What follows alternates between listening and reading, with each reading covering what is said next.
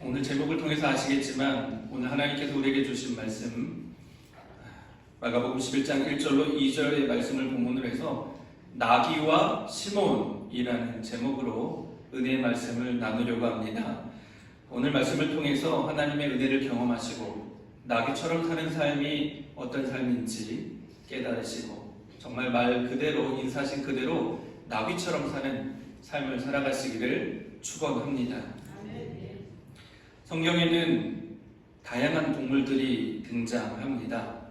그 중에 예수님과 가장 깊은 연관이 있는 동물이 양이지요.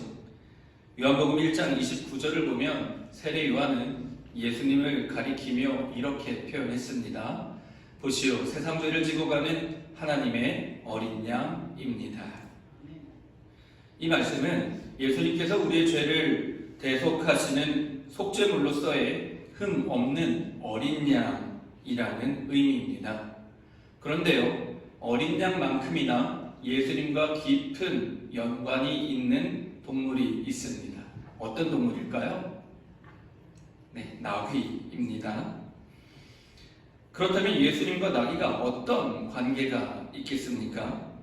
우리는 나귀를 예수님의 탄생 이야기에서 가장 처음 만날 수 있습니다. 언제 어느 때 누구에게서 시작됐는지는 모르지만요, 예수님이 태어나셨던 장소는 베들레헴에 있는 여관방, 그 여관방에 딸려있는 마구간에서 태어나셨다고 익히 들어왔습니다.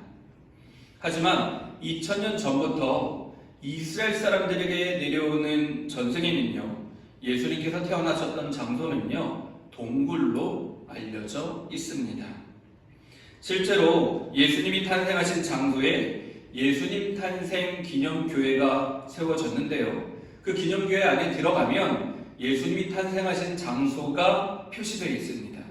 그 장소가 바로 동굴입니다.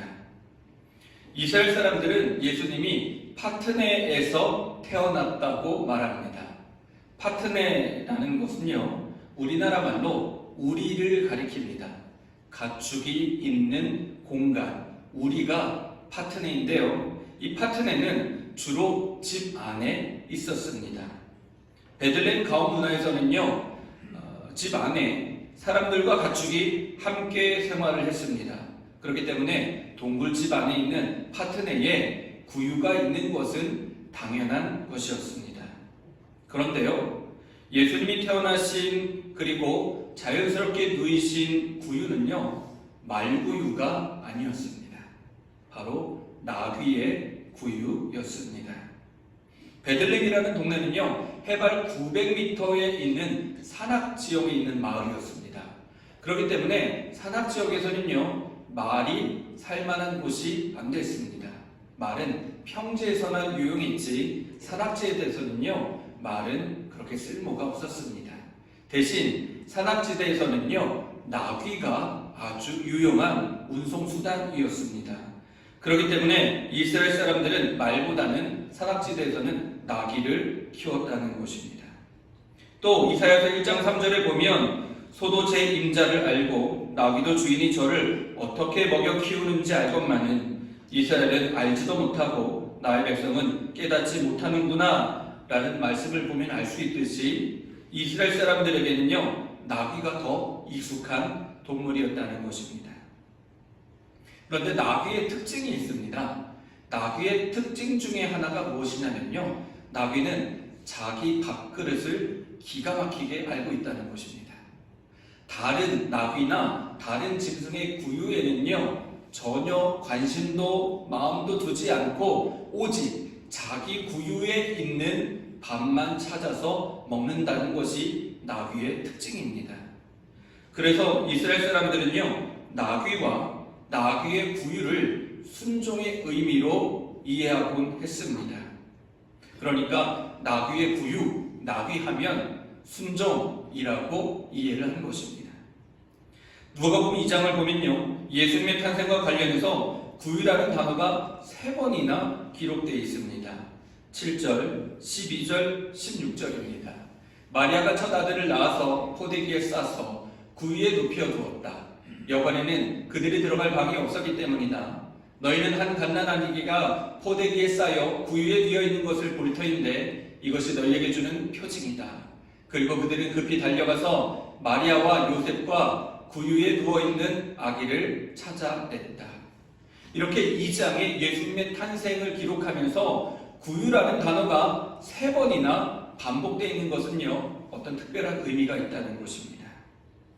유대인들에게 동일한 사건을 같은 단어를 사용해서 3번이나 반복하는 것은 그 사건의 완전함, 또 그 사건의 연속성을 의미합니다. 그러니까 누가복음의 저자 누가는 예수님의 탄생을 3번이나 구유와 연결해서 표현하면서 예수님께서 하나님의 뜻에 온전히 순종하셨다라는 것을 강조하는 것입니다. 이스라엘 사람들은요, 구유라는 단어를 볼 때마다 순종이라는 말로 바꾸어서 읽곤 했다는 걸 볼 때 예수님의 순종이 얼마나 중요한 의미인지 알 수 있습니다. 또 예수님은 생애 마지막 일주일을 남겨놓고서 예루살렘 성에 입성하실 때 어린 나귀를 타셨습니다.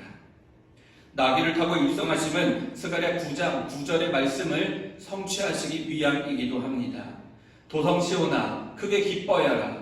도성 예루살렘아 환성을 울려라. 내 왕이 내게로 오신다. 그는 공의로우신 왕, 구원을 베푸시는 왕이시다. 그는 온순하셔서 나귀, 곧 나귀 새끼인 어린 나귀를 타고 오신다. 아멘. 예수님은 이 말씀을 성취하시기 위해서 어린 나귀를 타고 예루살렘 성에 들어가셨습니다.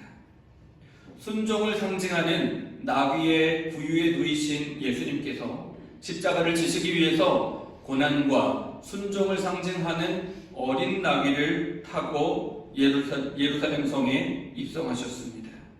즉 예수님은 이 땅에 태어나시면서 나귀와 함께 계셨고 나귀의 구유에 누이셨고 그 인생의 마지막 일주일 여정을 위하여서 어린 나귀를 타고 십자가의 길을 가셨다는 것입니다. 즉 예수님은 온전히 하나님의 뜻에 순종하는 삶을 태어나면서 죽기까지 살아내셨습니다.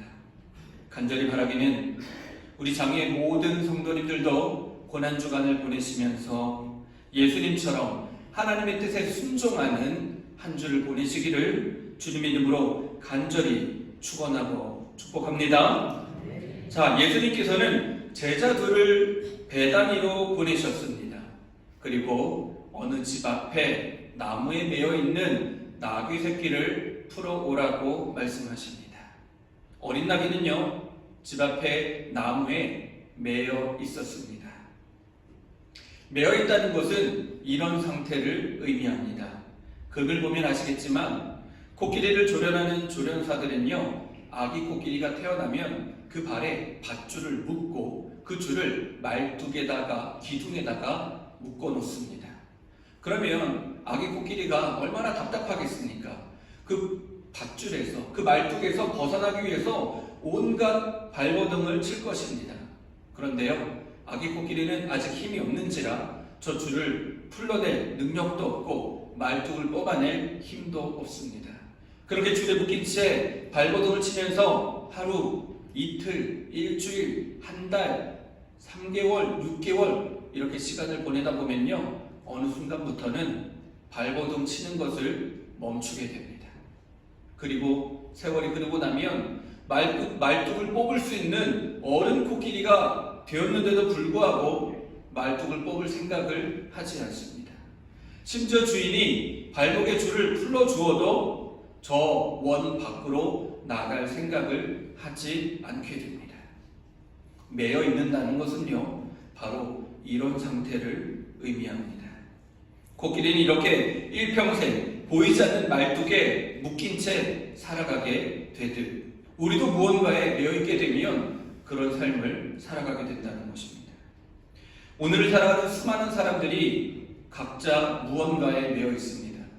대중교통을 이용해 보시면 아시겠지만 버스에 타신 분들이 다 무엇에 매여 있습니까? 너도 나도 할 것 없이 스마트폰에 매여 있습니다. 젊은이들이 지하철이나 버스를 타면요, 고개를 숙이고 핸드폰을 들여다보고 있습니다. 다 거기에 매여 있는 것이죠. 심지어 지난주에는요, 어느 고등학교에 한 학생이 수업 시간에도 스마트폰을 보고 있던 것입니다. 그래서 선생님이 그 스마트폰을 뺏었더니 나중에는요, 그 스마트폰을 주지 않는다고 주먹으로 선생님의 얼굴을 때리기까지 했다고 합니다. 그뿐만 아니라 정말 많은 사람들이 재물에 매여 있고 명예욕에 매여 있고 성공에 매여 있습니다. 너무나 안타까운 것은 술과 마약에 매여 있는 사람들이 적지 않습니다. 심지어 요즘 시대에는요, 중학생, 고등학생들도 마약에 매여 있습니다. 너무나 안타까운 것은 정작 본인들은 자신의 인생을 망가뜨리는 그러한 것들에 매여 있다는 것을 깨닫지 못한다는 것이지요. 사랑하는 성도 여러분, 매여 있으면 참된 인생을 살 수 없습니다. 매여 있으면 참된 행복을 누릴 수 없습니다.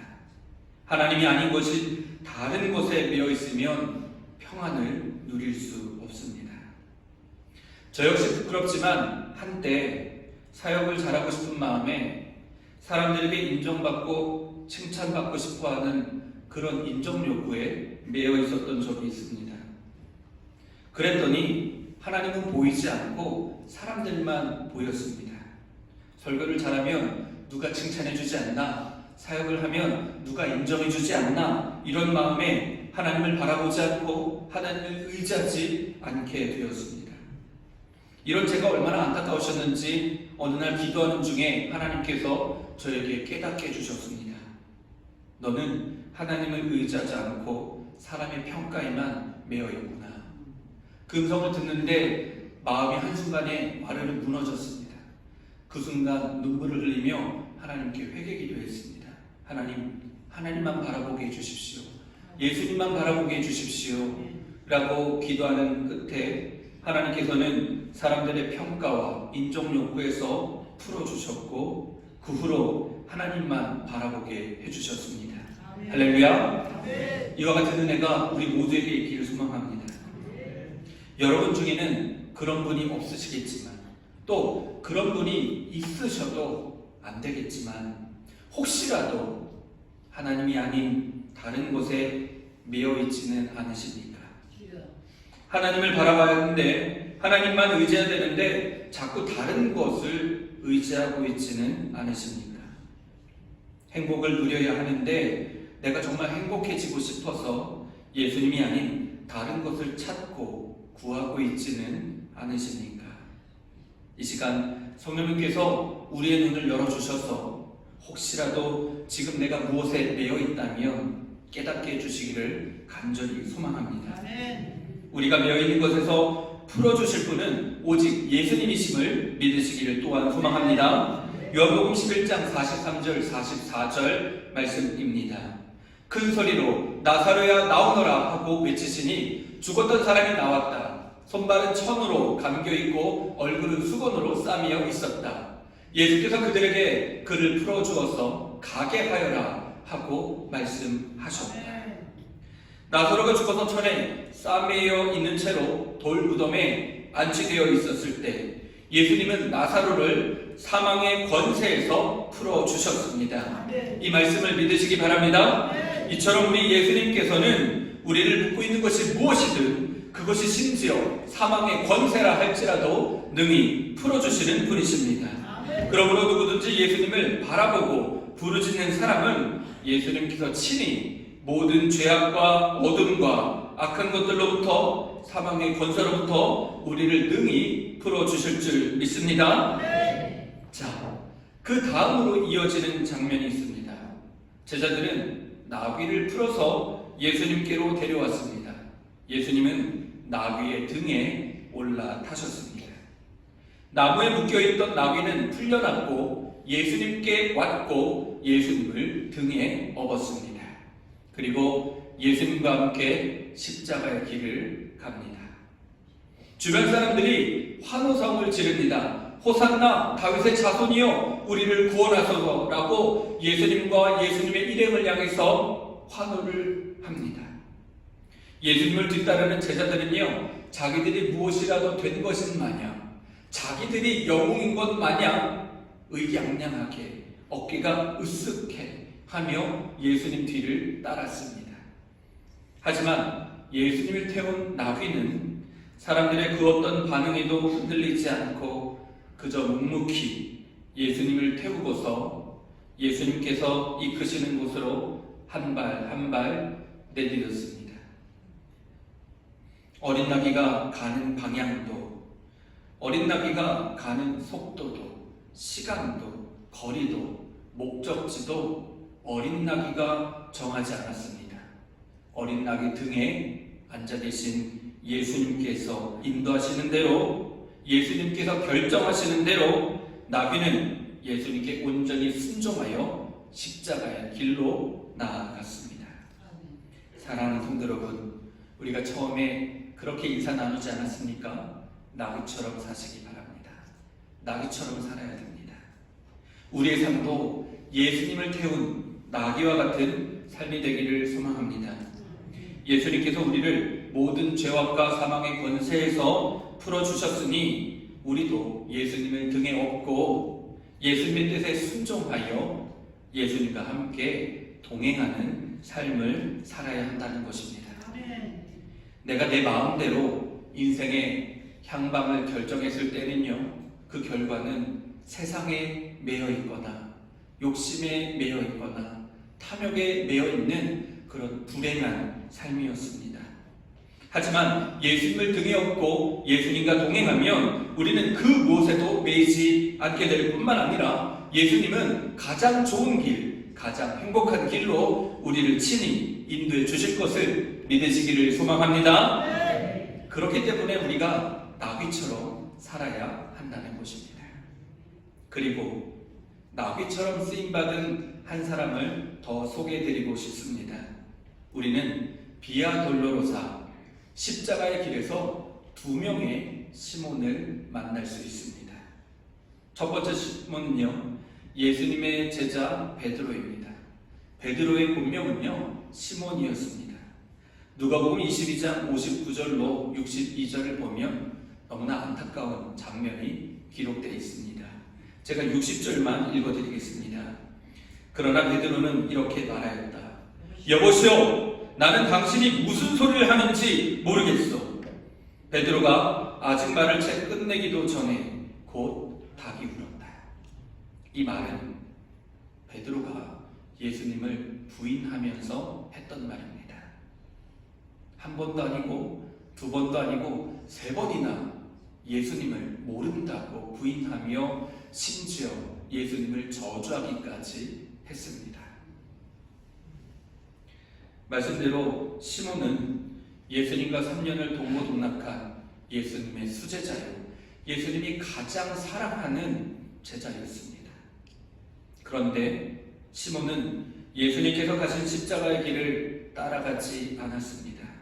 왜냐면요, 예수님을 안다고 하면, 예수님의 제자임을 인정하면 예수님처럼 십자가를 지고 끌려가서 고문당하고 처형당할 것이 두려웠기 때문입니다.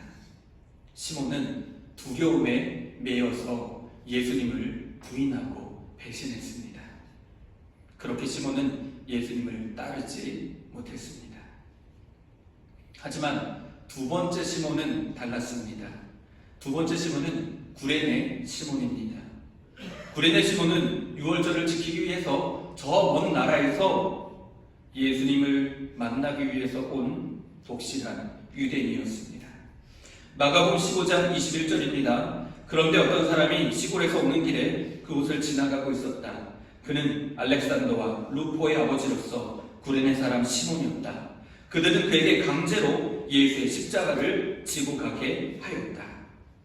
사실 구레네 시몬은요, 예수님을 몰랐습니다. 그는 구레네에서 온 사람이었습니다. 구레네가 어디냐면요, 북아프리카의 리비아의 수도입니다. 그 리비아의 수도 구레네에서 예루살렘까지는요, 무려 2,800 20km의 거리입니다. 그래서 이 구레네에 사는 사람들은요, 6월절, 또 수당절, 초막절 1년에 3번 예루살렘을 방문할 때 구레네에서 이집트의 알렉산드리아까지 배를 타고 이동하고요, 다시 알렉산드리아에서 예루살렘까지 걸어서 이동했습니다. 그 기간이 대략 3개월 정도가 걸렸다고 합니다. 그러니까 이 구레네 시몬은요, 3,000km에 가까운 거리를 무려 90일 동안 걸려서 예루살렘까지 갔던 것입니다.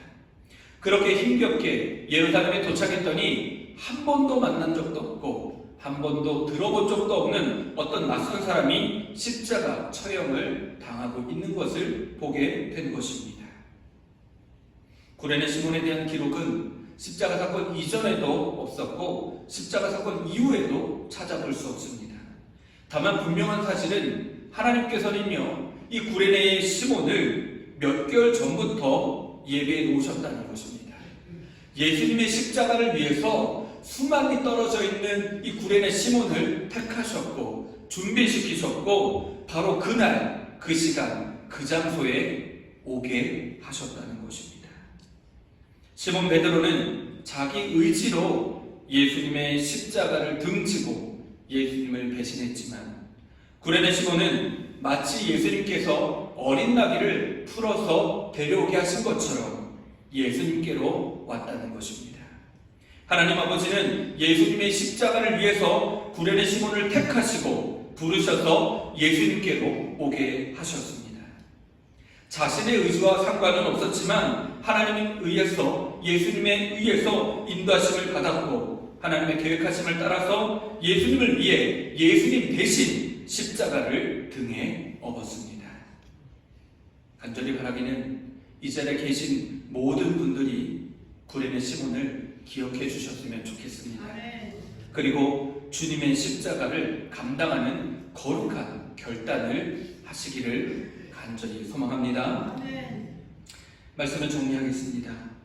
사랑하는 성도 여러분, 만약에요, 어린 나귀가 말을 할 수 있다면 자기 인생의, 자기 나귀의 생애에 가장 영광스러운 날을 어떤 날로 꼽았을까요? 아마 비록 자기 의지와는 상관없이 예수님께로 끌려갔지만 예수님을 등에 업고 예루살렘 성에 들어갔던, 예수님과 함께 십자가의 길을 걸어갔던 그 순간을 꼽지 않았을까요? 구레네 시몬은 어땠을까요? 누군가 구레네 시몬에게 당신의 인생에 가장 영광스럽고 기쁜 날은 언제였습니까? 라고 물어본다면 아마 이렇게 대답하지 않았을까요? 비록 자기 의지와는 상관없이 예수님의 십자가를 등에 업었지만 예수님의 십자가를 등에 업고 예수님과 함께 십자가의 길을 걸었던 그 순간이 가장 영광스러웠다고, 모든 그리스도인들 가운데 가장 큰 영광을 누릴 수 있었다고 고백하지 않았을까요? 종료주일 그리고 고난주간이 시작되는 오늘, 지금 이 시간, 여러분은 어느 길을 가고 계십니까? 세상에 비어있는 삶을 가고 계십니까? 아니면 예수님을 등에 업은 어린 나귀와 같은 길을 가고 계십니까? 여러분은 어떤 길을 선택하시겠습니까? 예수님을 부인하고 도망친 시몬 베드로의 길을 선택하시겠습니까? 아니면 예수님의 십자가를 대신 등에 지고 예수님과 함께 십자가의 길을 걸어갔던 구레네 시몬의 길을 선택하시겠습니까? 아멘. 바라기는 우리 장애교회 성도님들은 어린 나귀와 같이 예수님을 등에 업고 구레네 시몬과 같이 예수님의 십자가를 대신 등에 짊어지고 주님과 함께 십자가의 길을 걸어가는 그런 고난주간을 보내시기를 간절히 소망합니다.